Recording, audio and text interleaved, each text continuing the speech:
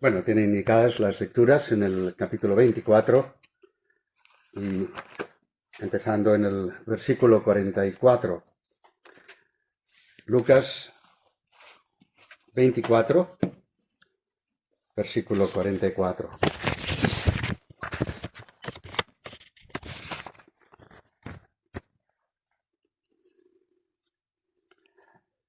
Es, por supuesto, Jesús hablando a los discípulos que estaban con él y les dijo: estas son las palabras que os hablé estando aún con vosotros, que era necesario que se cumpliese todo lo que está escrito de mí en la ley de Moisés, en los profetas y en los salmos. Entonces les abrió el entendimiento para que comprendiesen las Escrituras y les dijo: así está escrito, y así fue necesario que el Cristo padeciese y resucitase de los muertos al tercer día, que se predicase en su nombre el arrepentimiento y el perdón de pecados en todas las naciones, comenzando desde Jerusalén. Y vosotros sois testigos de estas cosas. He aquí yo enviaré la promesa de mi Padre sobre vosotros, pero quedaos vosotros en la ciudad de Jerusalén, para que hasta que seáis investidos de poder desde lo alto. Y los sacó fuera hasta Betania, y alzando sus manos los bendijo.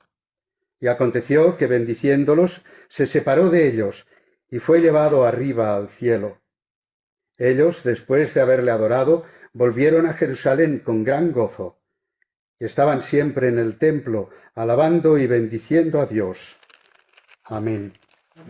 Y también en el libro de los Hechos, en el principio del libro de los Hechos, leemos en el capítulo 1, desde el versículo 6. Hechos, capítulo 1, desde el versículo 6. Entonces los que se habían reunido le preguntaron diciendo: Señor, ¿restaurarás el reino a Israel en este tiempo? Y les dijo: no os toca a vosotros saber los tiempos o las sazones que el Padre puso en su sola potestad, pero recibiréis poder cuando haya venido sobre vosotros el Espíritu Santo, y me seréis testigos en Jerusalén, en toda Judea, en Samaria y hasta lo último de la tierra. Y habiendo dicho estas cosas, viéndolo ellos, fue alzado y le recibió una nube que le ocultó de sus ojos. Y estando ellos con los ojos puestos en el cielo, entre tanto que él se iba, he aquí se pusieron junto a ellos dos varones con vestiduras blancas, los cuales también les dijeron: varones Galileos, ¿por qué estáis mirando al cielo? Este mismo Jesús, que ha sido tomado de vosotros al cielo, así vendrá como le habéis visto ir al cielo. Es palabra de Dios, damos gracias a Él por su palabra. Misión imposible. Los más sabios de nosotros, para no decir los mayores, ¿no? Recordamos quizá más la serie de televisión, otros recuerdan la serie de películas que lleva más o menos el mismo nombre. Misión imposible. Una misión que era entregada por medio de quizá algunos se acuerden, una grabación que incluía la seguridad de que se iba a destruir, iba a autodestruirse en caso de que la misión fuera aceptada. Y en caso de aceptar la misión, se daba el gran ánimo a los que la aceptaban, diciendo: por si acaso, si les capturan o les pasa algo, vamos a negar completamente conocer nada de esta misión y que se les ha encargado. Como para decir: no, gracias. No va conmigo eso. Más o menos me imagino que así pueden haberse sentido los discípulos en aquella ocasión. Suficientemente difícil era saber que su llamado era un llamado a tomar la cruz, a negarse a sí mismo y a seguir al Señor. Pero ahora, por si eso fuera poco, Ahora se les dice, vosotros sois los encargados de llevar este mensaje, no solo al vecino, a Jerusalén, no solo un poco más allá de Jerusalén, quizá a Galilea, de donde algunos sois. No, vosotros sois los encargados de llevar este mensaje del Evangelio hasta el fin del mundo. Cuando pensamos en este tema, cuando pensamos en la responsabilidad de la Iglesia de llevar el Evangelio hasta el fin del mundo, normalmente ponemos nuestra atención sobre el evento de Pentecostés, la entrega, el derramamiento del Espíritu Santo, cuando se hizo evidente, incluso en el mismo día de Pentecostés, cuando tantos llegaron a la fe en el Señor Jesucristo, cuando se hizo evidente que aquella misión que unos días antes podía haberles parecido misión imposible, no iba a ser tan imposible como pudieran haber pensado. Pero aunque hacemos bien en pensar en el día de Pentecostés, no podemos olvidarnos de la ascensión del Señor Jesucristo. Esta semana pasada fue el día de la ascensión. Y hay algunos países, con grata sorpresa para mí, cuando me comuniqué con el pastor Diego, que por lo menos donde él estaba era fiesta y había un culto en esa ocasión. Porque no podemos olvidar de lo crucial que fue la ascensión del Señor Jesucristo para el cumplimiento de la misión de la Iglesia. El apóstol Pablo, tomando parte de las palabras del Salmo que se nos ha leído, menciona cuán crucial fue y dice, sin embargo, a cada uno de nosotros le ha sido conferida la gracia conforme a la medida de la dádiva de Cristo.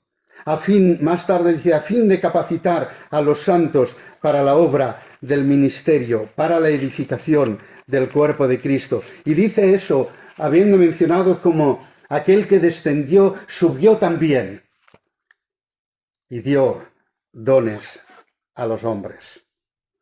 No es una creencia cristiana de segunda importancia. No en vano está presente en el más antiguo de los símbolos de los credos, el símbolo que llamamos el símbolo apostólico. Creo en Dios Padre Todopoderoso, Creador del cielo y de la tierra, y en Jesucristo, su único Hijo, nuestro Señor, de quien dice, entre otras cosas, y no lo omite, que subió a los cielos y está sentado a la diestra de Dios Padre Todopoderoso. Desde allí vendrá a juzgar a vivos y muertos. Así como no es un evento de segunda importancia en el relato evangélico, aunque no ocupa mucho espacio en él, nos podemos dar cuenta de cuán crucial fue ese evento en la mente de Lucas. Por si acaso, algún día me gustaría que alguien produjera una Biblia con el Evangelio de Lucas seguido por el libro de los Hechos, porque así veríamos la continuidad que tiene el relato. Pero cuán importante fue en el pensamiento del autor del Evangelio de Lucas y de los Hechos, que termina el Evangelio con ese evento y empieza el libro de los Hechos y todo lo que acontecerá después con aquel mismo evento. Lo escribe a la misma persona. Lo escribe a su amado Teófilo. ¿Absolutamente necesario repetir lo que ya he escrito antes? Me imagino que no. Pero en la mente del autor y en cuanto es llevado por el Espíritu Santo, es necesario resaltar la importancia que tuvo la ascensión del Señor Jesucristo. Una importancia, una necesidad absoluta. Y necesario también que sucediera como sucedió. No que simplemente las apariciones, digamos, las manifestaciones del Señor Jesucristo fueran como desapareciendo paulatinamente, pero que fuera un evento tan significativo como el evento de su irrupción en este mundo con su nacimiento. Otros autores del texto bíblico resaltan la importancia de la ascensión, aunque indirectamente, pero vinculando el hecho completamente con con conceptos y enseñanzas que serían imposibles sin la ascensión. ¿Quién es el que condenará?, escribe Pablo. Cristo es el que murió. Más aún, es el que también resucitó, quien además está a la diestra de Dios. Y sigue escribiendo. Dios la ejerció en Cristo, dice Pablo a los Efesios, cuando lo resucitó de entre los muertos y le hizo sentar a su diestra en los lugares celestiales. Y así también, por ejemplo, el autor de la carta a los Hebreos. Por tanto, teniendo un gran sumo sacerdote que ha traspasado los cielos, Jesús, el Hijo de Dios. El texto bíblico no deja lugar a duda de la gran relevancia de la ascensión para nuestra fe y para nuestra vida, y ciertamente para nuestra misión. Y quisiera pensar en este día, por unos minutos, en este evento. Y no solo en el evento en sí, en la relación del evento con el Señor Jesucristo, sino en las implicaciones que la ascensión tiene para nuestras vidas, que la ascensión tiene para nuestras vidas como comunidad de creyentes y que la ascensión tiene para nuestras vidas como individuos. Primero, entonces, el significado de la ascensión. Obviamente tiene que ver con quién es Cristo, el Hijo de Dios encarnado. El Hijo de Dios encarnado que no fue simplemente restaurado a la vida después de morir, sino que es elevado en un sentido muy diferente y mucho mayor. Antes de la ascensión, el Señor Jesucristo estaba en un mundo de pecados, siendo el varón de dolores, experimentado en quebranto. En su estado actual, todo eso ha desaparecido, ha pasado. Ahora está experimentando una completa satisfacción con respecto a su obra y con la comunión con el Padre. Ahora está el Señor Jesucristo viendo aquello de lo que escribió Isaías. Verá el fruto de su aflicción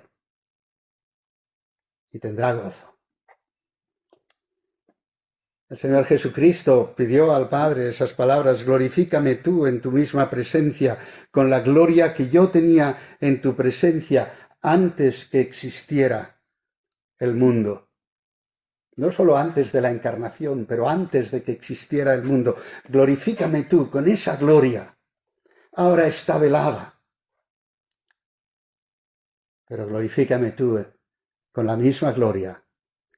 Y esa es la gloria que el Cristo está experimentando en este mismo momento. El teólogo de nombre Robert Raymond escribió con respecto a Cristo mismo: las Escrituras prácticamente agotan el lenguaje, las imágenes y las metáforas triunfalistas disponibles para describir el significado de la ascensión de Cristo para Él mismo. Estas son algunas de las cosas que la Escritura nos dice acerca de Él. Está entronizado a la diestra del Padre como el Santo, Señor, Cristo, Príncipe y Salvador del mundo. Es coronado de gloria y de honra, con ángeles, autoridades y potestades sometidos a Él. Todo está bajo sus pies, excepto el Padre. Sentado sobre todo principado y autoridad, poder y señorío, y sobre todo título que se puede dar, no solo en este siglo, sino también en el venidero. Él ha sido dado para ser cabeza sobre todo para la Iglesia, la cual es su cuerpo, la plenitud de aquel que todo lo llena en todo. El universo entero está bajo su poder y señorío.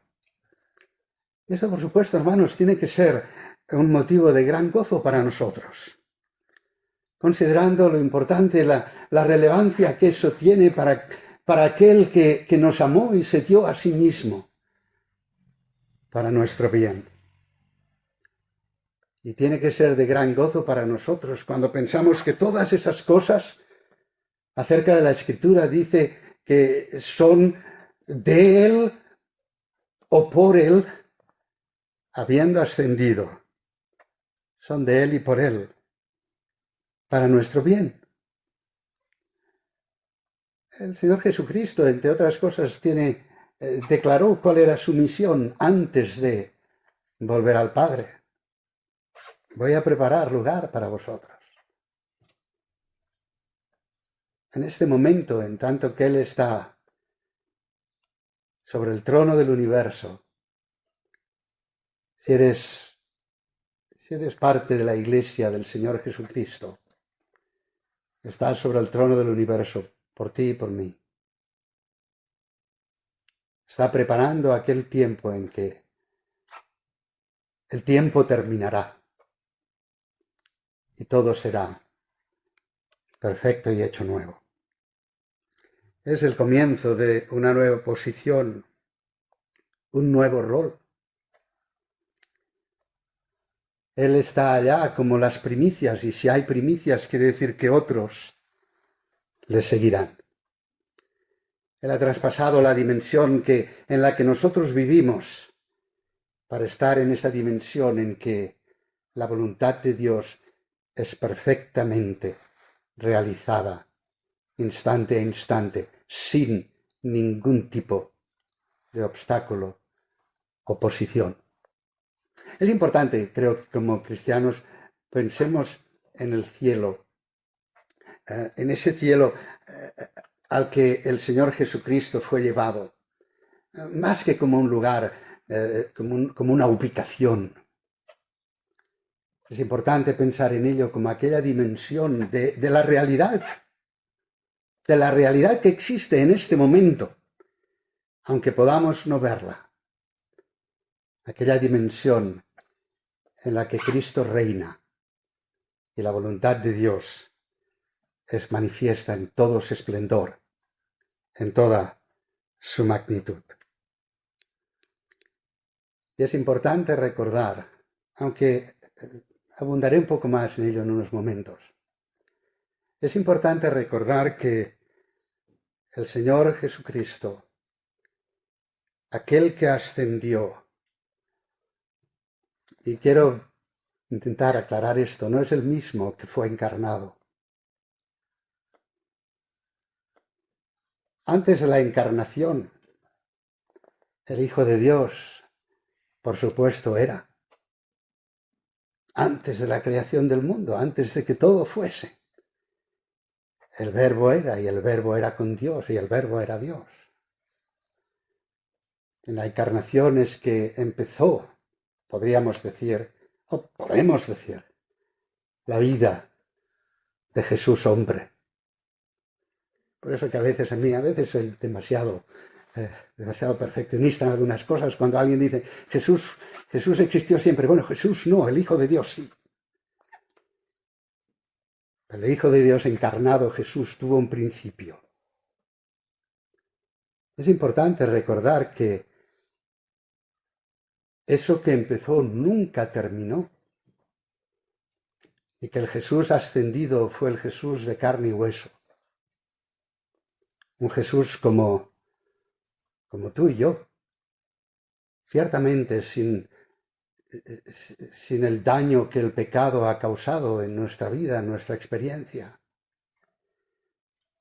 Pero fue como el Mesías divino humano que Jesús adquirió o le fue dada toda autoridad,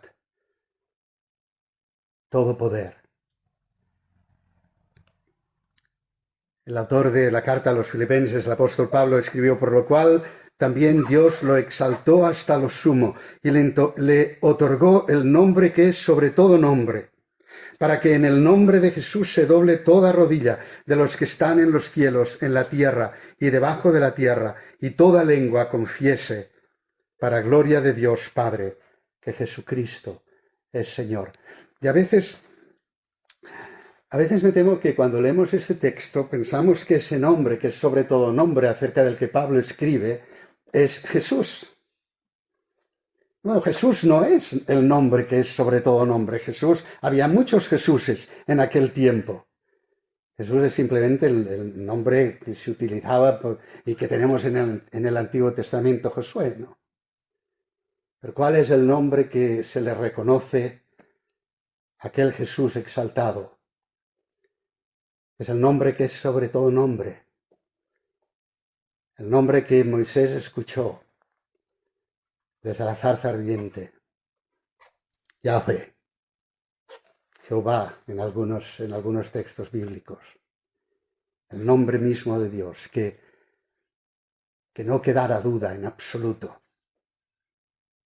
Que aquel hombre que entró en esa dimensión era verdadero hombre y al mismo tiempo verdadero Dios. No fue la humillación, sino la exaltación, que fue una nueva experiencia para Jesús como Mesías divino, humano. La exaltación supuso para el Hijo una experiencia que no había tenido antes, así como la cruz lo fue, y el abandono del Padre lo fue. Pero la exaltación supuso para el Hijo algo nuevo, una nueva experiencia en el dominio universal, no como Dios por sí mismo, no como Dios, sino también como el Mesías, como Dios hecho hombre, como el mediador divino humano entre Dios y el hombre. Ese es el significado de la ascensión, que aquel que anduvo por este mundo, aquel que sufrió, aquel que murió y fue resucitado, es elevado a lo más alto del universo. Es elevado a una dimensión que trasciende el tiempo, pero lo es como hombre de carne y hueso. Y alguno estará pensando, ¿y dónde está? Si podemos entender, ¿no?, la idea, el concepto de un espíritu estando en una situación que trasciende el tiempo. Alguno puede pensar, ¿y dónde está? Está ahí, en esa dimensión de la existencia que es real y que no vemos. Pero está ahí como hombre, de carne y hueso. Quisiera pensar un poco por unos momentos también acerca de cuáles son las implicaciones de la ascensión de Jesús para nosotros. Bueno, la primera ya he mencionado algo y he dicho que quería abundar un poco en ello. Y la primera, que es de gran importancia, creo, bueno, para mí me crea una gran paz, satisfacción y también me conforta y me da fuerzas. Como escribió un pastor de la Iglesia Libre de Escocia hace muchos años, dijo, el polvo de la tierra está sobre el trono de la majestad en las alturas. Lo voy a repetir. El polvo de la tierra está sobre el trono de la majestad en las alturas. Y si fuimos hechos de polvo, y en un sentido sabemos que del polvo hemos venido y al polvo volveremos, si el Señor no viene antes. Pero ese mismo polvo es esa misma materia, es la que está en el cuerpo del Señor Jesucristo. Tus células, mis células, nuestra sangre, nuestros huesos, todo exactamente igual, ahí está. Un hombre sobre el trono del universo. Un hombre que es Dios verdadero, pero que es un hombre. Alguien ha dicho que la ascensión debería ser visto como uno de los mayores milagros que jamás haya ocurrido. No porque un hombre ascendiera al cielo simplemente. En un sentido vemos un par de ejemplos en el Antiguo Testamento. Bueno, vemos el ejemplo de Elías, que fue arrebatado para ser llevado al cielo, ser llevado a esa dimensión que no vemos. Está el caso de Enoc, que nos dice que no fue visto más porque fue llevado. Pero no en ese sentido, sino en el sentido de que Jesús, y no me cansaré de decirlo y repetirlo, Jesús en cuanto a hombre verdadero está en el trono del universo. Y está en el trono del universo. Y está compartiendo y está haciendo que ese dominio, de alguna manera, que todavía no podemos percibir completamente bien, es nuestro también. Padre, aquellos que me has dado, quiero que donde yo estoy, ellos también estén conmigo, para que vean mi gloria que me has dado porque me amaste desde antes de la fundación del mundo. El apóstol Pablo escribe a los Efesios palabras que en un sentido creo que en su mayor dimensión escapan a nuestro pensamiento cuando dice: bendito sea el Dios y Padre de nuestro Señor Jesucristo, que nos bendijo con toda bendición espiritual en los lugares celestiales en Cristo. Lo que es de Él es nuestro. Y eso hace, hermanos y hermanas, en primer lugar, que la misión en mi vida es realmente posible. Cristo está a la diestra de Dios y verdaderamente intercede por nosotros. Puedes mirar tu vida y ver que hay tantas dificultades y tantas contradicciones igual entre lo que es la realidad de tu vida y lo que sabes que tu vida debería ser. Pero hay ahí uno que, como tú, que es en un sentido como tú y que te entiende absoluta y perfectamente, que fue tentado en todo, sin pecado, pero fue tentado en todo, así como nosotros. Hay uno allí sobre el trono del universo que intercede por mí, que intercede por ti. Y hay uno que ha hecho esa sumisión en la vida.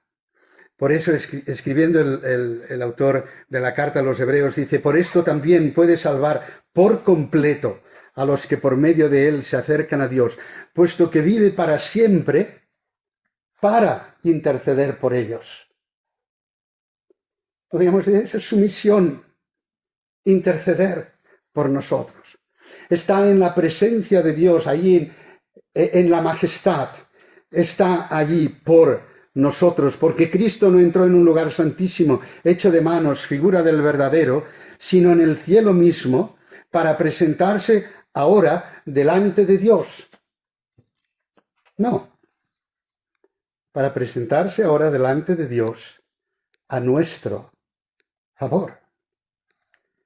En Él tenemos un abogado para con Dios y ante Dios. ¿Sabéis el texto de Juan? Hijitos míos, estas cosas os escribo para que no pequéis. Y si alguno peca, abogado tenemos delante del Padre, a Jesucristo, el justo. Él es el mediador que se interpone entre el hombre y Dios para unir al hombre con Dios. Y continúa en esa obra mediadora, en la presencia de Dios. El Mesías ascendido, allí, por ti y por mí. Jesús ascendió no para terminar su obra por los hombres, sino para continuarla. Lucas nos da un poco de lo que eso, de cómo él lo vio, cuando dice: en el primer tratado, oh Teófilo, hablé acerca de las cosas que Jesús comenzó a hacer y a enseñar. Ahí en el Evangelio nos dice lo que Jesús comenzó a hacer y enseñar. En el libro de los Hechos está la continuación. De otra manera. Pero Él sigue ahí por nosotros. Y es verdad, como dice el credo mismo, recogiendo la enseñanza bíblica, es verdad que Él está ahí hasta el día que venga a juzgar a los vivos y a los muertos. Es verdad que viene para ser juez de vivos y muertos. Es verdad.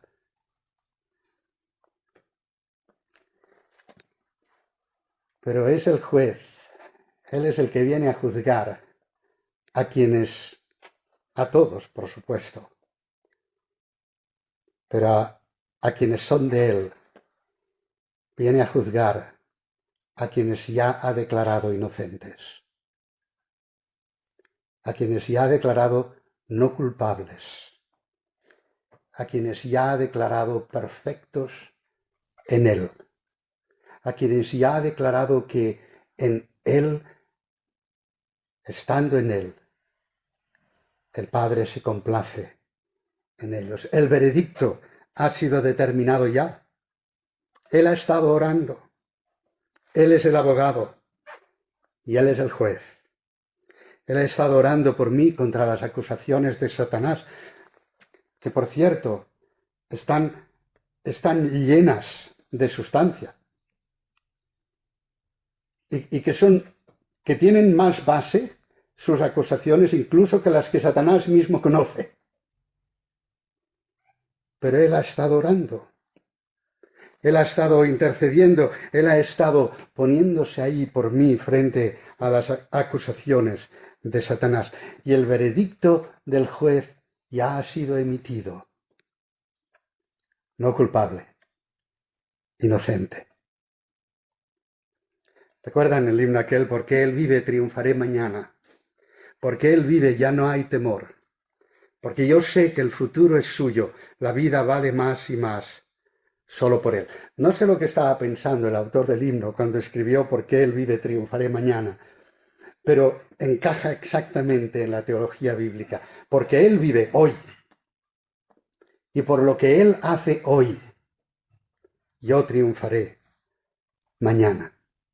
Y ya no hay temor, porque Él que es mi juez, es mi abogado, defensor, y lo es para siempre, vive para eso. ¿Os podéis imaginar por algún momento tener, ojalá no os pase nunca, pero tener que presentaros ante el juez por un caso serio, no cualquier tontería, pero por un caso serio de verdad? Y así cuando vais entrando al Palacio de Justicia o donde sea que tuvierais que ir, alguien os pasa una nota así de lado, que os dice, va a empezar el juicio, prepárate. Pero el juez ya ha decidido que eres inocente, que hoy te vas a casa. Esta es nuestra realidad. Él viene a juzgar a los vivos y a los muertos. Pero si tú estás en Cristo, si tú has puesto tu esperanza en el Señor Jesucristo, la decisión está tomada, tú eres inocente. Dios se complace en ti. La misión en tu vida personal está absolutamente garantizada, porque aquel que anduvo entre nosotros ha sido exaltado hasta lo sumo e intercede por ti. Los discípulos tuvieron una experiencia pequeña de lo que eso significa. Cuando el Señor Jesús les anunció que iba a ser traicionado y que todos le dejarían, le dijo a Pedro, mira, Satanás te ha pedido para zarandearte como trigo, pero yo he pedido que tu fe no falte. Y la fe de Pedro no faltó. Se hundió en un momento cuando Jesús lo miró después de haberle negado. ¿Qué tiene que haber pasado por la cabeza del apóstol en aquel momento? Pero Jesús oró por él, igual que está orando por ti y por mí, si somos suyos. Pero además la ascensión garantiza que la misión de la Iglesia va a ser una realidad. En el Salmo 68 que se nos ha leído, el salmista utiliza lenguaje de batalla. Y en medio de ese lenguaje de batalla utiliza las palabras que después el apóstol Pablo, como he dicho, utilizará para hablar de los dones que la ascensión de Cristo, que el Cristo ascendido, los dones que Él da a la iglesia. En el Salmo lo leemos así: subiste a lo alto, cautivaste la cautividad, tomaste dones para los hombres y también para los rebeldes, para que habite entre ellos ya Dios.